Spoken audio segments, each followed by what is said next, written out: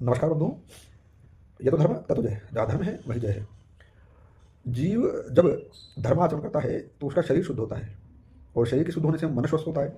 मन के स्वस्थ होने से व्यक्ति का जो रजोगुण और तमोगुण कमजोर रहता है या शांत रहता है, तो उसका मन जो है वो आध्यात्म की तरफ जाता है। तो धर्म से आध्यात्म का मार्ग प्रशस्त होता है, और जब मन आध्यात्म की ओर बढ़ने लगता है तो धीरे धीरे आत्मा का ज्ञान अर्थात आत्मा का दर्शन होने लगता है, आत्मज्ञान की उपलब्धि होने लगती है। इसलिए इसे कहा गया है धर्मम च सत्यम वद, धर्म का आचरण कर सत्य बोल।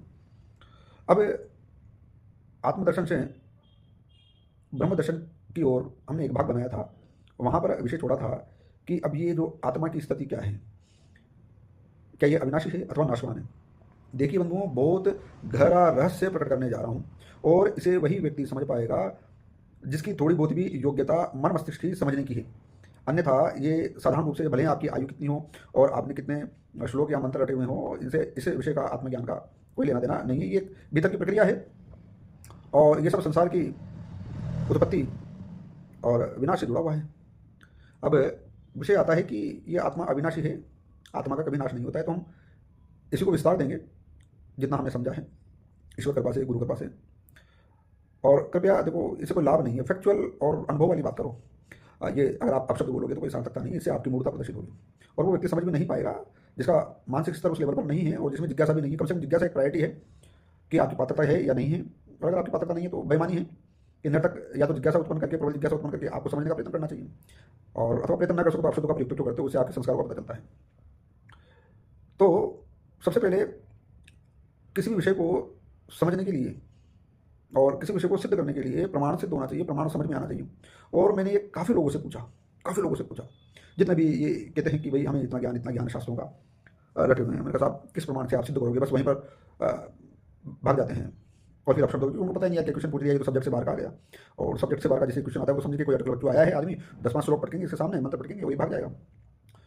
तो स्थितियाँ हो जाती है। अब जब सब्जेक्ट से बाहर का कोई बात आ जाती है तो फिर वो आप शब्द बोलने लगते हैं, बदतमीजी बनाने लगते हैं। पर अगर समझना चाहते हो तो सबसे पहले प्रमाण को समझो। प्रमाण क्या है? किसी भी विषय को सिद्ध करने के लिए शास्त्रों में ही 3 प्रकार के प्रमाण बताए गए हैं। पहला प्रमाण स्वयं शास्त्र है। किसी भी सत्य असत्य के निर्णय के लिए, धर्म और अधर्म के निर्णय के लिए क्या कर्म करणीय है और क्या कर्म नहीं करना चाहिए, इस विषय में शास्त्र प्रमाण है। लेकिन शास्त्र प्रमाण होने के बाद भी अनंत कोटि ब्रह्मांड है, और शास्त्र भी कई विषयों पर मौन हो जाते हैं, है ना। तो उस स्थिति पर क्या किया जाए? जब या तो शास्त्र मौन हो जाए या हमारी समझ से बाहर चली जाए या उसका उत्तर आपको नहीं मिले, तो ऐसी स्थिति में क्या किया जाए? तो उसके लिए दूसरा प्रमाण शास्त्रों ने बताया है कि प्रत्यक्ष प्रमाण। अब इसको एक उदाहरण द्वारा समझ सकते हैं। शास्त्र कहते हैं कि ईश्वर है, और ईश्वर के कई रूप हैं, नाना प्रकार के देवताओं के रूप में हैं, और बहुत सारे रूपों में ईश्वर है। गणेश जी भी ईश्वर है, राम जी भी ईश्वर है, शंकर जी भी ईश्वर है, विष्णु जी ईश्वर है, लक्ष्मी, सरस्वती, शक्ति, नवदुर्गा, 10 माँ विद्या, हनुमान जी महाराज, काल भैरव, 36,36,36,636 देवी देवता, नाना कोटि ईश्वरीय सत्ताएं। तो ईश्वर में भी कोई कमी नहीं है। जो लोग कहते हैं ना कि एक ईश्वर है, एक्चुअल में उन्हें अभी अनुभव नहीं हुआ है कि वस्तुतः ईश्वर क्या है। क्योंकि तो ये सब जैसा मैं बता रहा हूँ कि आत्मज्ञान होना चाहिए, प्रबल जिज्ञासा होना चाहिए, प्रमाण सिद्ध होना चाहिए, और उसमें सीखने की प्रबल जिज्ञासा जो है वो तो इंपॉर्टेंट चीज़ है। तो बहुत प्रकार के ईश्वर में स्वरूप है, इसमें कोई संशय नहीं। ब्रह्मा जी हैं, तो इसलिए से तो अब विषय पर आते हैं कि कैसे। अब जैसे मान लो मेरे इष्ट, मेरी रुचि जिन ईश्वर में है उनकी मैं आराधना करता हूँ, जिस भगवती में मेरी रुचि है उसकी मैं आराधना करता हूँ। शास्त्र कहते हैं कि वो है, वेद प्रमाण है। अब बहुत सारे लोग जो साकार ब्रह्म को नहीं मानते कि साकार और निराकार ब्रह्म अलग चर्चा में चला जाएगा, पर स्पष्ट करना आवश्यक है थोड़ा सा। वो कहेंगे वेदों में ऐसा नहीं है। भैया आपको रटे हुए हैं और हमारे समझे में हैं। हमने कई जगह वेदों में भी, उपनिषदों में भी, और कई प्रकार से हमने देखा है कि सब में साकार की अवधारणा है, बस हम स्वीकार नहीं करना चाहते, हम उसका एक अलग इंटरप्रिटेशन करते रहते हैं। वो विषय अलग से करते रहो। तो जैसे मेरी अमुक इष्ट में धारणा है, मान्यता है, मैं उनको पसंद करता हूँ, मैं उनकी पूजा उपासना साधना करता हूँ, और शास्त्र कहते हैं कि वो है। लेकिन शास्त्र कहते हैं वो है, मैं मानता हूँ वो है, किंतु मैंने उनको देखा तो नहीं है। अब यहाँ पर शास्त्र आपको दिखा नहीं सकते, शास्त्र बता सकते हैं कि वो है, उनकी साधना का मार्ग बता सकते हैं कि आप ऐसे करोगे तो वो प्रत्यक्ष हो जाएंगे। तो आप उनकी साधना कीजिए, उन्हें प्रत्यक्ष कीजिए। तो प्रत्यक्ष क्यों प्रमाण है? जो प्रत्यक्ष है उसका क्या प्रमाण है? वो अपने आप में प्रमाण है। तो जहाँ पर शास्त्र मौन हो जाते हैं जिस विषय को लेकर, या जो समझ से बाहर हो जाता है, उस विषय को प्रत्यक्ष कर लेना चाहिए। यह प्रत्यक्ष प्रमाण है। शास्त्र प्रमाण के पश्चात जो उच्चतम प्रमाण है, श्रेष्ठ प्रमाण है, वह प्रत्यक्ष प्रमाण है। तो उसको प्रत्यक्ष कर लेना चाहिए अपनी साधना और पुरुषार्थ से। लेकिन कई बार ऐसी स्थिति भी आ जाती है कि व्यक्ति मान भी जाता है कि शास्त्रों में सत्य लिखा हुआ है, किंतु वो अपने कई प्रकार के साधना और उद्योग से उस प्रत्यक्ष प्रमाण को सिद्ध नहीं कर पाता, प्रत्यक्ष नहीं कर पाता। तो ऐसी स्थिति में क्या है, फिर शास्त्र कहते हैं कि तीसरा एक और प्रमाण है, वो सबसे श्रेष्ठ है, वो है अनुमान प्रमाण। आप संसार की चीज़ों को, शास्त्रों को और अपने मस्तिष्क को सही प्रयोग करके अनुमान कीजिए, तर्क कीजिए कि क्या ऐसी चीज़ें होना संभव है। तो अब अनुमान प्रमाण, जैसे कि मान लो मैं जिस इष्ट की आराधना करता हूँ वो प्रत्यक्ष तो नहीं हुआ, शास्त्र तो जबकि कहते हैं, लेकिन मुझे उसकी अनुभूति होती है, उससे मुझे कुछ शक्तियाँ प्राप्त हुई, तो ये अनुमान प्रमाण है। दूसरा, जैसे मान लो मैं अब तक कभी, मान लेते हैं उदाहरण कि अमेरिका नहीं गया, लेकिन अमेरिका के बारे में सुना है, वीडियो देखे हैं, तो ये बात सत्य ही होगी ना। अनुमान मेरा ये कहता है कि अमेरिका है। अब अनुमान भी शास्त्रीय आधार पर और अनुभव के आधार पर होना चाहिए, और शास्त्रीय आधार और अनुभव उसका जिसका सदविवेक हो, असद विवेक वाले का नहीं। और असद विवेक की सदविवेक की कैसे पहचान करें? जो व्यक्ति वाणी में, कर्म में, विचार में संयमित है वह सदविवेकी है। जो वाणी में, कर्म में अपशब्दों का प्रयोग करता है, अकर्म का प्रयोग करता है, वो असद विवेकी है। तो असद विवेकी के द्वारा प्रस्तुत किए गए प्रमाण को मान्य नहीं करना चाहिए। ये इसका सीधा सा सिंपल सा समझने का तरीका है। असद विवेकी भी कभी काल के प्रभाव से कुछ अच्छे कर्म कर लेता है, लेकिन यह सूक्ष्म बुद्धि का विषय है कि आप इसमें निर्णय कर पाओ कि कौन असद है और कौन सद है। और जो महात्मा है उसे भी काल के प्रभाव से कभी पाप हो जाता है, परंतु उसका नेचुरल स्वभाव तो सदविवेकी कहा जाएगा। तो ये एक सूक्ष्म बुद्धि का विश्लेषण करने का विषय है। तो इस प्रकार से तीनों प्रमाणों से जो श्रेष्ठ है वह आपका अनुमान प्रमाण है, लेकिन आपको अनुमान करना आना चाहिए। अब यहाँ जो मैं बहुत गुप्त बात बताने जा रहा हूँ, फिर मैं आपसे निवेदन करता हूँ, प्रार्थना करता हूँ कि इसको सरसरी तौर पर सुनने का प्रयत्न ना करें। यह बड़ा मार्मिक और गहरा विषय है। यदि मैं आपको बता दूँ कि मैंने इसको अध्ययन तो किया ही है, पर अध्ययन से पहले मैं इन बातों को अपने साधना के अनुक्रम में ही जान गया था। और जब मैंने अध्ययन किया तो मैं आश्चर्यचकित था कि ये बातें सब एज इट इज मिल रही है जो मुझे ज्ञान में था। अब विषय बात करते हैं हम आत्मा के अविनाशी होने पर और आत्मा के नाशवान होने पर।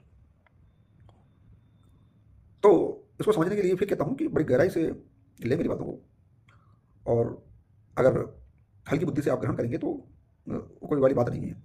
और क्या सभी प्रकार के लोग हैं, पर फिर भी मैं आपसे ये प्रार्थना करता हूँ। तो इस ब्रह्मांड में दो प्रकार की शक्तियाँ हैं, और ये थोड़ा सा मैं टेक्निकल और वैज्ञानिक शब्द प्रयोग करूँगा, तो इसको आप समझ जाना। एक है पॉजिटिव एनर्जी, एक है नेगेटिव एनर्जी। पॉजिटिव एनर्जी की एक सत्ता है, एक बहुत बड़ी सत्ता है जिसे ईश्वर कहा जाता है। नेगेटिव एनर्जी की भी एक बहुत बड़ी सत्ता है जिसे ईश्वर नहीं कहा जाता है, लेकिन उसकी जो पावर है, सत्ता है, वो बहुत बड़ी है, वो बहुत शक्तिशाली है। लेकिन वो जो नेगेटिव एनर्जी की सत्ता है वो कुबुद्धि की सत्ता है, दुर्बुद्धि की सत्ता है, जिसे हम दूसरे शब्दों में प्राचीन काल में राक्षस कह सकते हैं। तो देवी और राक्षसी दो प्रकार की प्रवृत्तियों की सत्ता ब्रह्मांड में पाई जाती है। अब ये जो नेगेटिव एनर्जी है और ये पॉजिटिव एनर्जी है, तो जो ईश्वरीय सत्ता की आराधना करता है, जिसे हम परम आत्मा कहते हैं, परमात्मा कहते हैं। अब यहाँ पर बात करते हैं, इसको थोड़ा सा स्टॉप करके अब आत्मा के बारे में बात करते हैं, फिर किस प्रकार से इस नेगेटिव और पॉजिटिव एनर्जी का जो रोल है या इसकी जो सत्ता है उसका किस प्रकार से कार्य करती है इस पर, अविनाशी और नाशवान। तो जो परम तत्व है, परमात्मा है। अब आत्मा के भेद देखिए। अच्छा, ये भी समझ लीजिए यहाँ पर भेद किस चीज़ का होता है। प्रणवाक्षर के मध्य यह तीनों एक, सारा ब्रह्मांड एक ही है मूल में, किंतु भेद जो होता है वह स्वरूप का, नामों का और गुणों का होता है। जैसा मेरा नाम अलग है, आप जो देख रहे हैं उनका नाम अलग होगा, मेरे गुण अलग है, आपके गुण मुझसे अलग होंगे, ठीक है ना। तो मेरा जो स्वरूप है और जो आपका स्वरूप है वो भिन्न भिन्न होगा। तो संसार में जो भेद पाया जाता है, मूल में जो आत्म तत्व है वह सभी का एक ही एनर्जी से उत्पन्न होने के कारण एक ही कहा जाता है, किंतु मन के साथ जीव संलग्न होने से वो जीवात्मा कहलाता है, और जीवात्मा सबका भिन्न भिन्न है। तो अब इसको समझिए कि एक है परमात्मा और एक है जीवात्मा, एक है धर्मात्मा, एक है दुरात्मा। तो यहाँ लग रहा होगा ना, शब्दों का भेद है और शब्दों से इनके गुणों में भी भेद होगा, इनके गुणों में भेद होगा तो इनके स्वरूप में भी भेद होगा। तो ये सब अलग अलग हुए ना, हुए या नहीं हुए? आत्मा के भेद हो गए। और पूछो ना अभी भेद किसका होता है, तो वो समझ नहीं पाते, और जिसमें समझने की इच्छा नहीं है वो समझेगा भी नहीं। गुण कर्म, और गुण का मतलब स्वभाव, गुण कर्म और स्वभाव का भेद होता है सभी में। तो जो परमात्मा है उसके गुण भिन्न है, उसका स्वरूप भिन्न है, उसका नाम भिन्न है। वो हम जीवात्माओं से इस श्रेणी में श्रेष्ठ है, क्योंकि उसके नाम गुण स्वरूप हमसे श्रेष्ठ है, हम जीवात्मा है, ठीक है ना। इसी प्रकार से एक जीवात्मा, अब राक्षसों में भी आत्मा तो होती है, एक देवात्मा है, एक आसुरी आत्मा है, एक दुरात्मा है। अब दुरात्मा तो वही राक्षसी आत्मा, आसुरी आत्मा, और धर्मात्मा वही देवात्मा। अब एक व्यक्ति जो है, भगवान कृष्ण स्वयं इसमें गीता में कहते हैं ना, जिसने भी गीता पढ़ी है ध्यान होगा कि मनुष्य समुदाय दो भागों में बटा हुआ है, दो संप्रदायों में बटा हुआ है, एक देवी और एक आसुरी। तो इसी प्रकार से जो मनुष्य धर्म अनुसार चलता है, देवताओं की देवी शक्तियों की उपासना करता है, उसे धर्मात्मा कहते हैं, देवात्मा कहते हैं। जो मनुष्य नेगेटिव एनर्जी की उपासना करता है तो उसे दुष्टात्मा या दुरात्मा कहते हैं। अब यहाँ मोक्ष के संदर्भ में और मुक्ति के संदर्भ में बात आई है शास्त्रों में कई जगह।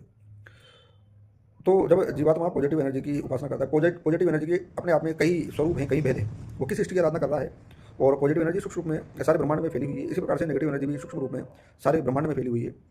अब जो मनुष्य है वो पॉजिटिव एनर्जी की किस रूप में उपासना कर रहा है यह महत्वपूर्ण, दूसरा किस उद्देश्य से उपासना कर रहा है यह भी महत्वपूर्ण।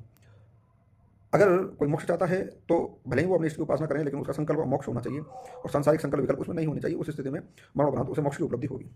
हाँ, मुक्त वो जीते जी हो सकता है, और मुक्ति मरने के पश्चात भी हो जाती है। मुक्ति में और मोक्ष में मैंने पहले बताया था कि भेद होता है। तो जब मोक्ष की प्राप्ति होती है जीव को, तो वो जो परब्रह्म निराकार परम स्वरूप है, परम आत्मा है, उसमें वह जीवात्मा मिल जाती है, उस स्वरूप में जाकर मिल जाती है, जो निराकार है, जो अव्यक्त है, जो अदृश्य है, जो एक बहुत बड़ी एनर्जी है, जिस एनर्जी का हम कोई सा भी हिस्सा अनुमान करने की कोशिश करेंगे कि उसमें और हमारा अस्तित्व क्या है, तो कोई अस्तित्व नहीं है।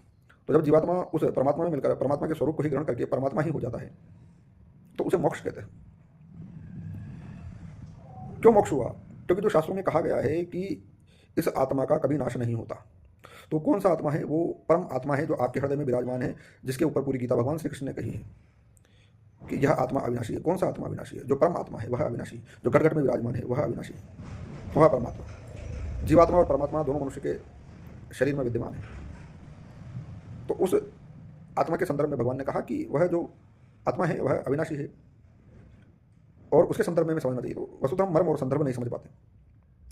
मैंने पहले भी कहा कि सब बातें साधना काल में ही समझी जा सकती है। गुरु कृपा, इष्ट कृपा और आपकी साधना के बल से आप उसे समझ सकते हो, और अन्यथा इसका कोई दूसरा मार्ग नहीं है। कोई केवल शब्दों की जानकारी प्राप्त करके समझने का प्रयत्न करे तो उसका प्रयत्न मिथ्या है, बेकार है, अधूरा है। और आपको ये वीडियो कैसा लगता है कम से कम टिप्पणी जरूर करते जाइए आप। अब आत्मा के नाश के बारे में बात करते हैं। अब कौन से आत्मा का नाश होता है? अब सदगति मोक्ष कौन से आत्मा का हुआ? इसे जीवात्मा का मोक्ष हुआ, परम तत्व में मिलकर। और अविनाशी कौन है? जिसका नाश कभी नहीं होता, वह आत्मा अविनाशी।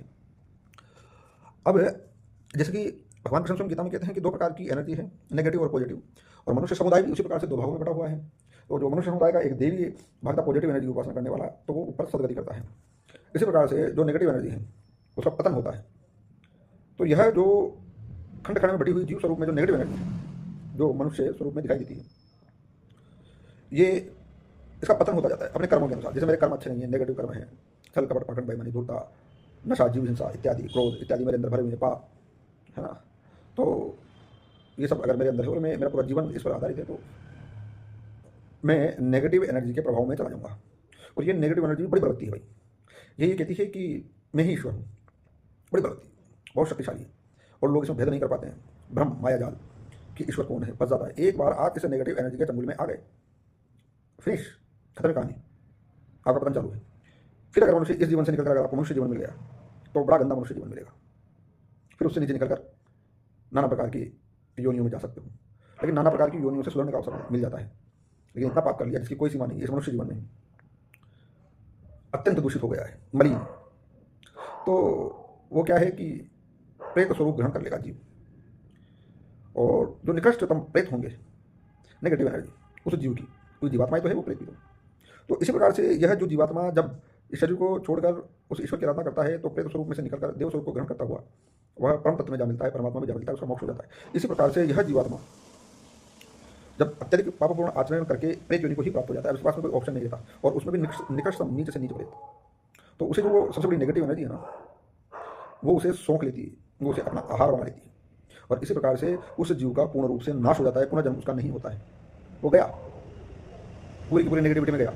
उससे उस सत्ता को शक्ति मिल गई जो नेगेटिव एनर्जी अपने प्रभाव में लेकर जीव को, मनुष्य को, और उसको उसके माइंड को कंट्रोल करके उसे अपनी ओर आकर्षित करती है, और उसी से ही अपनी भूख और क्षुधा को शांत करती हुई अपनी शक्ति को बढ़ाती है। वो पूर्ण रूप से उसका खत्म हो गया, उसका दोबारा जन्म और मरण नहीं होगा, समाप्त है उसका द एंड। जिस प्रकार से जीवात्मा मोक्ष प्राप्त करके पुनः जन्म और मरण को एक ही परमात्मा में मिल गया, जिससे कि सारा संसार उत्पन्न हुआ है, प्रकट हुआ है, जन्म लिया है, पॉजिटिव एनर्जी सबसे बड़ी संसार की, और परमात्मा ही हो गए आप। और इसी प्रकार से एक नेगेटिव एनर्जी है। तो जीवात्मा का नाश और जीवात्मा का विकास दोनों संभव है। जीवात्मा अविनाशी भी है और जीवात्मा नाशवान भी।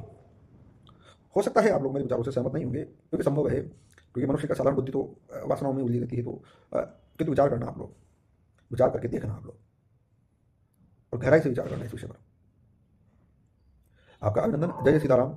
आपका यह जो आत्मा से परमात्मा तक का जो भाग देख रहे हैं 2 आपने देखा, इसके लिए बहुत बहुत धन्यवाद। और बताइए कि मतलब कितना आपको कैसा लगा, समझ में आया। फिर आत्मा से परमात्मा तक की अगली यात्रा पर हम लेकर आते हैं कि जो जीवात्मा है, जो कारण शरीर, सूक्ष्म शरीर, स्थूल शरीर, इनकी स्थितियाँ क्या होती है, तो हम बात करेंगे आगे। आप बताइए आपको कैसा लगा, क्या समझ में आया, कितना आया। और निरर्थक आकर बच्चों बातें मत करना भैया, है ना। मेरे में इतना वो बिल्कुल शांत रहने का, बिल्कुल जीवन में ऐसे रहो शांत, समझ में आए वो करो, निरर्थक वाद विवाद करो। हाँ, यदि मैं वो व्यक्ति भी हूँ कि अगर मुझे वास्तव में आपसे कुछ ग्रहण करना पड़े, मुझे झुकना पड़े, तो मुझे कोई आश्चर्य नहीं। पर वास्तव में आपकी योग्यता इस अनुसार होनी चाहिए कि दूसरा व्यक्ति अगर आपके आगे झुक जाए, आपके पास कुछ मटेरियल होना चाहिए, और मटेरियल पॉजिटिव होना चाहिए। अगर नेगेटिव मटेरियल होता है तो फिर क्या झुकना, आप मुझे क्या दोगे, आप ही खुद उड़े उड़े फिर रहे हो, ठीक है ना।